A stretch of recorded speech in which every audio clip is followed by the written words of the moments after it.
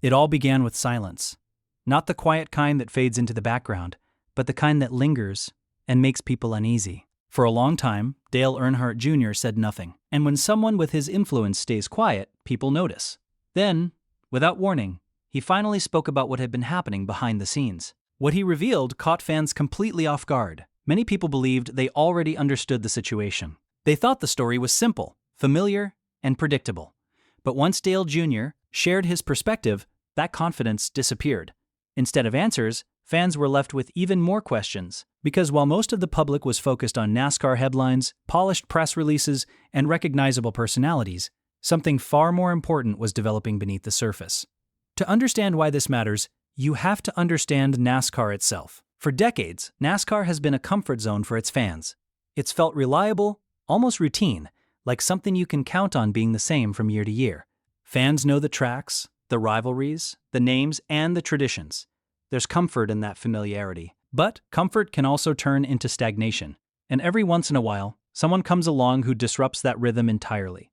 Someone who doesn't fit neatly into the existing system. Someone who blends racing with spectacle, entertainment, and personality in ways that challenge what motorsports is supposed to look like. That someone is Cleetus McFarland. Whether fans embrace him or criticize him, one thing is undeniable. He commands attention. His presence creates noise, energy, and conversation in a sport that has often struggled to connect with younger audiences. And that's where his story collides with Dale Jr.'s. At first glance, the connection doesn't seem obvious. Why would NASCAR's most respected traditional voice speak up in defense of a YouTube creator? The answer lies in an event that many initially dismissed as a novelty, the New England 900 at Stafford Speedway. This race didn't resemble the polished professional image NASCAR often projects. There were no seven-figure cars or finely tuned machines built by elite teams. Instead, the race featured Crown Victoria cars. Big, heavy, mostly stock vehicles that felt more like street cars than purpose-built race machines. They were loud, chaotic, and intentionally over the top, equipped with nitrous systems, aggressive driving styles, and even train horns blasting throughout the race. On paper, it sounded ridiculous. In reality, it worked. Fans didn't trickle in. They flooded the grandstands. Thousands showed up, many of them young, many drawn in through social media and YouTube rather than traditional racing channels. These weren't just lifelong short-track regulars. These were new faces, people who might never have considered buying a ticket to a local race before. The atmosphere felt different. It wasn't just about laps and finishes, it felt like an event, something you experienced rather than simply watched. The energy was raw, unpredictable, and electric. And those who brushed it off as a gimmick quickly realized they were wrong. For the drivers, the event represented something racing has lost over time: freedom. In traditional modified or touring series, the financial burden can be crushing. Teams regularly spend thousands of dollars just to unload at the track. A mid-pack finish often means losing money. One mechanical failure can sideline a driver for weeks or even months. At that point, racing stops being fun. It becomes stressful. It becomes survival. The New England 900 changed that equation. Drivers weren't obsessing over tire bills or engine costs. They weren't calculating whether a finish would cover expenses. They were simply racing. And that joy was obvious, not just to the drivers, but to the fans watching. That reaction didn't go unnoticed. When Dale Jr. saw what was happening, he didn't treat it like a novelty or a viral moment. He looked deeper. Instead of offering surface-level praise, he asked difficult questions. Why did this event connect so strongly with fans? Why did it feel more alive than some traditional racing formats? And what does that say about the current state of the sport? His comments weren't polished or politically safe. They were honest, and honesty often makes people uncomfortable. Dale Jr. reminded everyone that NASCAR wasn't always sanitized and controlled. In its most beloved eras, the sport thrived on personalities. Drivers weren't interchangeable. Cars reflected the people behind the wheel. Rivalries were real. Emotions ran high. Fans didn't passively consume races. They lived them. They picked sides. They argued. They booed villains and worshipped heroes.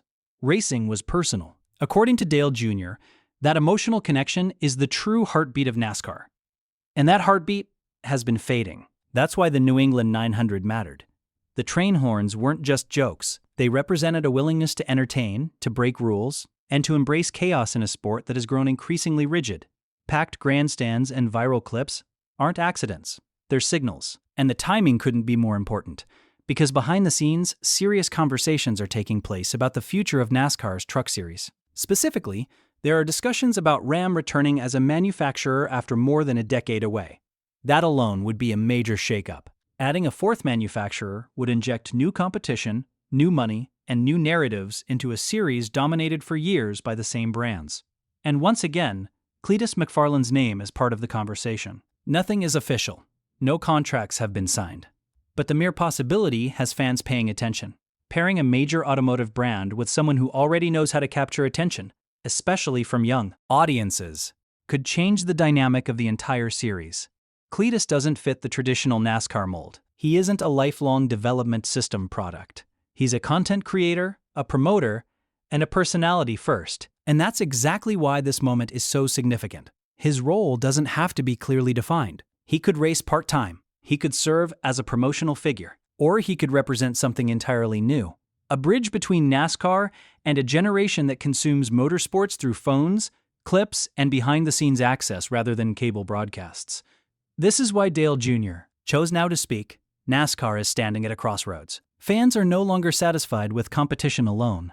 They want narratives. They want emotion. They want reasons to care beyond finishing positions. Entertainment is no longer optional, it's essential. The real question isn't whether Ram returns or whether Cleetus races a truck. The real question is, what happens if NASCAR ignores this momentum? What happens if the sport retreats back into its comfort zone and treats moments like the New England 900 as outliers instead of opportunities? That's the warning Dale Jr. is issuing. This isn't about one event or one personality. It's about the long-term survival of the sport. Racing cannot exist without fans. Talent, technology, and engineering mean nothing if grandstands are empty and audiences tune out. Fans don't crave spreadsheets and lap charts. They crave drama. They crave conflict. They crave unpredictability. They want to feel like